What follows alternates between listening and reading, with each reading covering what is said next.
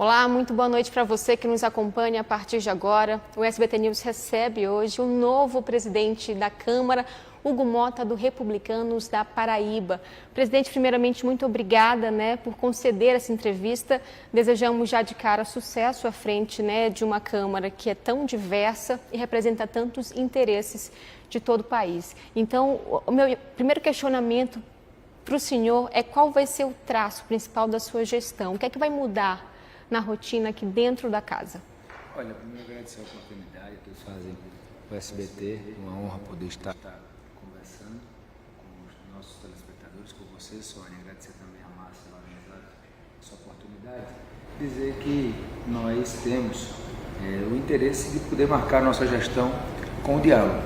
Nós entendemos que a Câmara dos Deputados cumpre um papel fundamental para o desenvolvimento do país. A relação com os demais poderes, essas relações precisam ser cada vez mais harmônicas entre si, respeitando, claro, a independência entre o poder legislativo, o poder executivo e o poder judiciário, o diálogo interno também, já que tivemos uma eleição numa construção de um bloco parlamentar que contou praticamente com todos os partidos da casa. Então isso aumenta ainda mais a nossa responsabilidade de poder semanalmente estar discutindo no Colégio de Líderes, individualmente com os deputados, a pauta da semana, e esse diálogo ele se dará de maneira permanente da nossa parte. Queremos ter uma presidência acessível não só do ponto de vista interno, mas acessível do ponto de vista também da sociedade, dos setores que com certeza terão pautas que serão aqui tratadas e discutidas, porque com isso nós temos a capacidade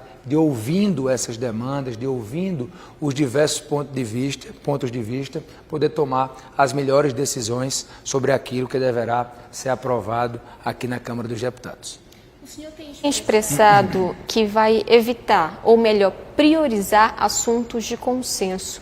A gente sabe que isso não vai ser fácil, a gente está vivendo um momento que tanto a oposição quanto a base do governo tem algumas prioridades definidas e que vão se chocar ali em algum momento. E quero saber especificamente em relação a pautas que não tem esse consenso, entre elas a questão do PL da anistia, a questão da escala 6x1. Isso deve ficar mais de lado ou em algum momento vai ser necessário enfrentar essas pautas? São pautas que têm uma divisão na casa acerca da aprovação ou não dessas matérias, da possível pauta ou também que elas não sejam pautadas no momento. O presidente tem a prerrogativa de controlar a pauta da casa, mas isso sempre é feito em acordo com o Colégio de Líderes. É esse colégio que, ao final, sob o comando do presidente, decide o que será votado e o que não será votado. São matérias que com certeza nós vamos ter que enfrentar nesse colégio. Nós vamos ter que colocar sobre a mesa esses assuntos, até porque tem uma parte da casa que defende, tem outra parte que está contra a aprovação, e aí a maioria da casa precisa se estabelecer em caso dessas matérias serem levadas a plenário. Quando eu digo que eu vou priorizar as pautas de consenso, eu não estou aqui assinando embaixo um termo que eu só irei pautar matérias que tiverem o consenso amplo da casa. É muito difícil você conseguir isso em todos os projetos que serão aqui votados, até porque tem aí projetos que vêm do Executivo que a oposição vai ficar contrária, mas serão projetos que serão pautados, também projetos de iniciativa de parlamentares, projetos que vieram do Senado Federal. Então nós vamos sim procurar sempre construir de forma acordada a pauta, mesmo quando houver a divergência que é natural e salutar do parlamento. Agora, o nosso desejo é manter o ambiente político que possibilitou a nossa eleição nesse pós-eleição. Mesmo havendo a divergência, que os partidos se respeitem, que haja um compromisso público com o país, que a casa demonstre maturidade, que, se possível, os projetos a serem votados sejam projetos que verdadeiramente ajudem a melhorar o nosso país de alguma forma, priorizar pautas importantes como segurança, saúde, educação, sustentabilidade, discutir o agronegócio, a pauta das pessoas com deficiência, discutir o autismo, discutir, enfim, aquilo que a sociedade espera que o Congresso debata. E aí, aqui, de acordo com a preferência de cada parlamentar de cada partido, a maioria se estabelece e as matérias serão ou não aprovadas de acordo com a vontade da Casa. Há uma expectativa de que o ministro da Fazenda, Fernando Haddad, entregue em suas mãos, até nesta semana, ainda nesta quarta-feira, as medidas que são prioritárias, em especial na área econômica, para o governo. Como é que vai ser dado a vazão dessas pautas? Quais são os próximos passos depois dessa entrega? E quero saber mais, o que é que representa também, né, essa expectativa de que o próprio ministro da Fazenda venha entregar em suas mãos, nas mãos também do presidente do Senado. Nós já temos uma ótima relação com o ministro Fernando Haddad, enquanto líder do meu Partido Republicano nos últimos 2 anos. Nós tivemos em vários momentos juntos, tratando dos temas que foram enviados pelo governo aqui para a Câmara. Ajudamos a aprovar essa agenda, dando uma demonstração de colaboração do Poder Legislativo com o Poder Executivo e poder receber do ministro em mãos essa agenda, essas prioridades que o governo trará do ponto de vista da economia, será para nós bastante importante para que reafirmemos aquilo que já dissemos de público, dissemos ao presidente Lula, que estaremos aqui sempre prontos para ajudar o país numa agenda positiva que venha a representar essa parceria de trabalho, avanços significativos para que o nosso país possa estar aí em diversas áreas, melhorando indicadores, avançando, para que a nossa população possa viver em um país cada vez melhor. Então vejo com bons olhos, fico muito lisonjeado em um ministro nos procurar para vir pessoalmente trazer aqui o que será priorizado pelo governo federal na agenda junto ao nosso Poder Legislativo. São várias propostas, uma delas que tem estado também, né, entre a população, entre os temas de destaque, a questão da isenção do imposto de renda para quem ganha até R$5.000. Esse é um dos pontos. Temos também a questão dos super salários, da previdência dos militares, mas em relação a essas pautas econômicas, elas devem se desenvolver ainda no primeiro semestre. A gente sabe que tem a questão do orçamento, mas qual deve ser a prioridade em relação a essas pautas que já vêm sendo, né, tratadas desde o ano passado, né? Olha, são matérias importantes que têm um impacto positivo, por exemplo, essa isenção do imposto de renda até R$5.000.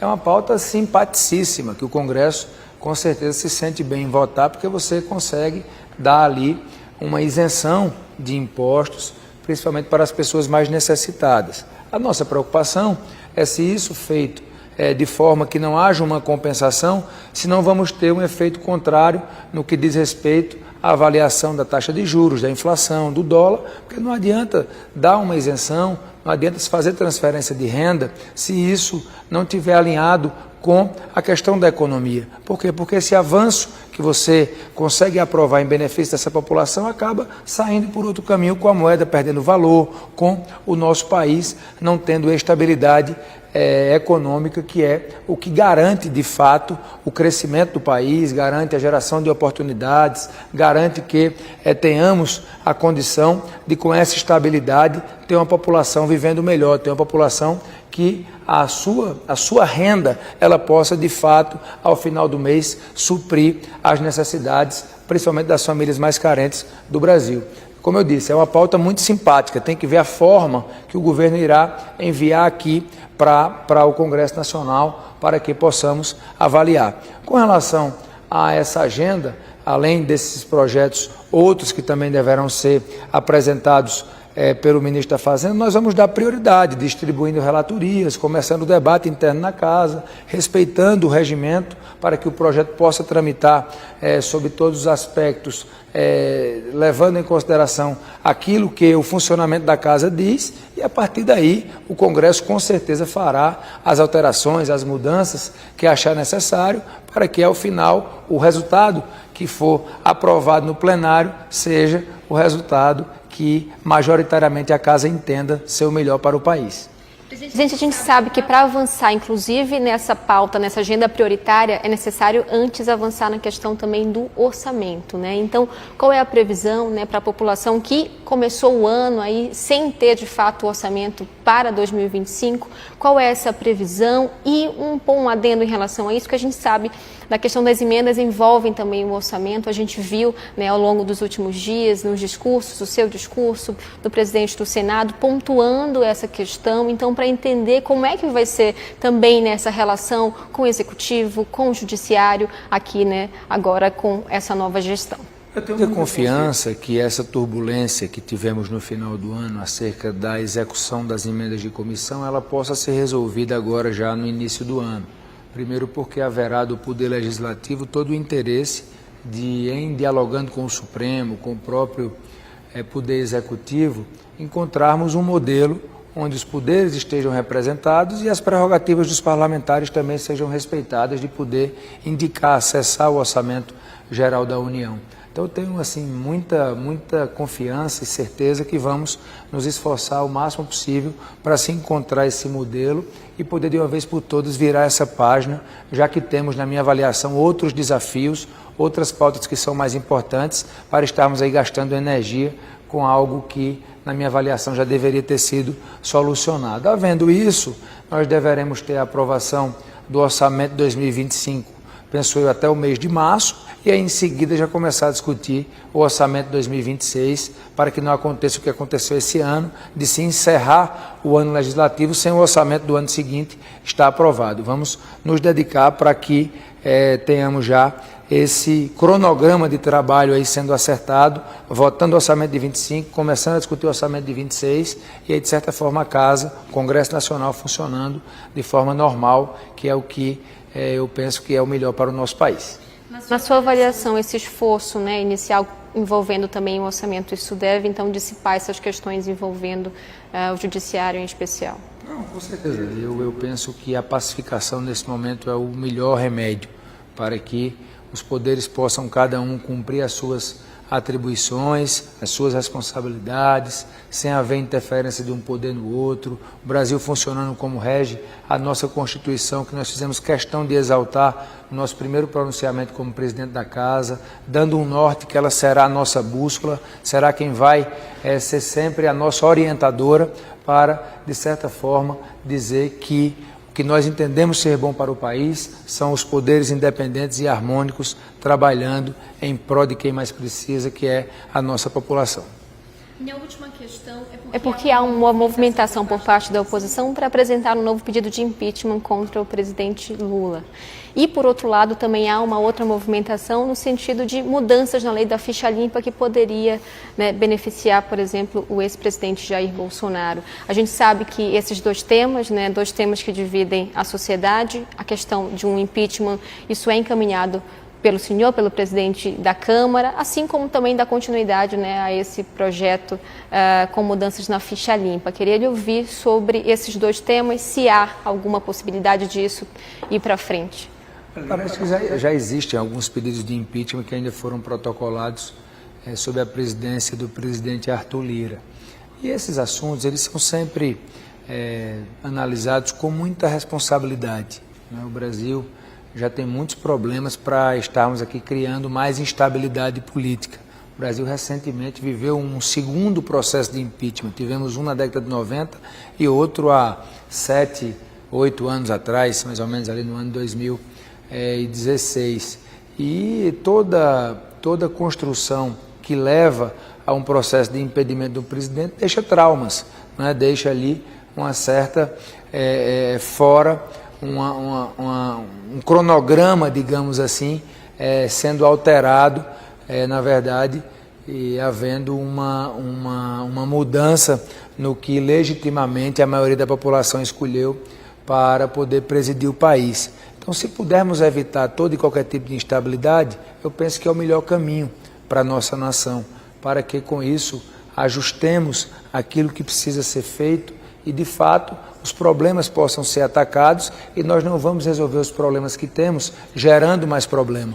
Pelo contrário, quando trazemos mais fatores que geram instabilidade, esses problemas acabam crescendo, acabam se avolumando. E isso não é bom para o país. E pode ter certeza que nós vamos atuar sempre em favor da estabilidade, em favor de matérias que não venham a trazer algum tipo de estremecimento nas relações entre os poderes. Então, com muita tranquilidade, essa pauta da mudança do período de penalidade da lei do ficha limpa, se for priorizado por algum partido, nós vamos colocar sobre a mesa no colégio de líderes, e aquilo que for a vontade majoritária da Casa, enquanto presidente, nós vamos respeitar e pautar essas matérias para que o plenário possa ser soberano e decidir aquilo que entende ser importante para o país.